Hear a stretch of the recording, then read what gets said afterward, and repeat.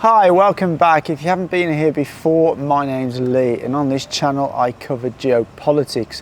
So today I want to cover the recent trip by Xi Jinping of China to meet with the Arab nations.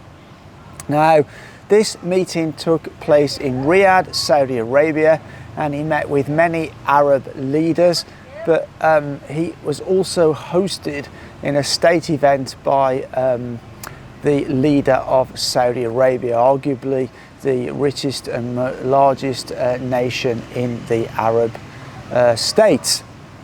Now, this is very, very significant. So first of all, let's quickly talk about the welcome he received. He received a very grand welcome indeed, even as far as that there were Saudi jets in the air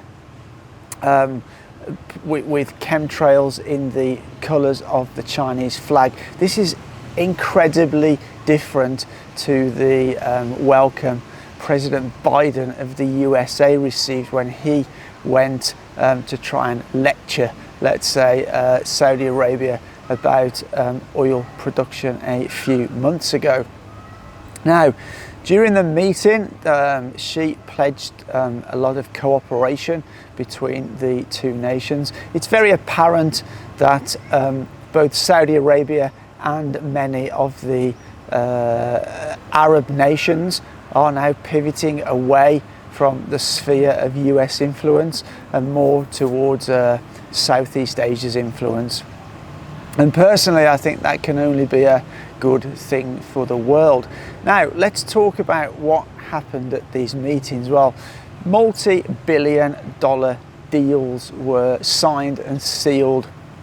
And the thing is, it's a win-win for both countries here, because China has things that the Arab nations need, and the Arab nations have things that China needs. So, first of all, China needs a lot of energy, oil and gas, and the Arab nations have that oil and gas. And in return, the Arab nations need infrastructure and technology, and China has the knowledge and expertise to build that infrastructure. They're also very into digital economy, so they will share their knowledge and expertise with those Arab nations.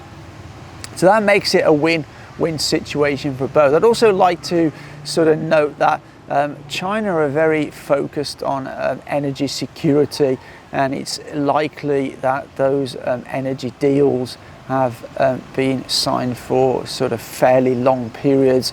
And you know, just a few weeks ago, China signed an LNG gas deal with Qatar, which was actually the biggest LNG gas deal ever signed, and that was for a period of 27 years. Now, the biggest difference here is that when China went to visit these Arab nations, Xi Jinping went there, he didn't go there bullying them and telling them they had to side with them and push America away. No, not at all. That was not mentioned. And that's exactly what America do. When they visit somewhere, they coerce and bully to try to push the country they're visiting against China. But China don't do that. The other thing that China don't do is they won't interfere in the internal politics of that particular country. They will do business, and then they will leave the country to sort out their own issues by themselves.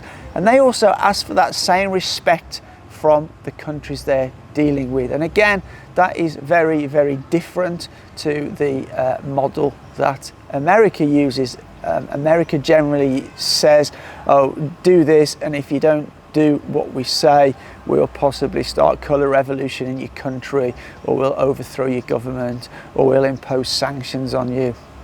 And it's very clear that this meeting in Riyadh by Xi Jinping and the Arab nations is a turning point in the unipolar world, away from the USA controlling everything under its world-based rules order. Oh, I got that wrong.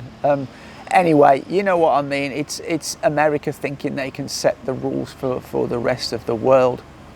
And the most important thing, I think, to come out of this meeting is Xi Jinping pledged to buy more oil, and he also suggested that the Arab nations could receive RMB through the Shanghai exchange for this oil. Now this will allow the Arab nations to diversify their holdings away from just US dollars.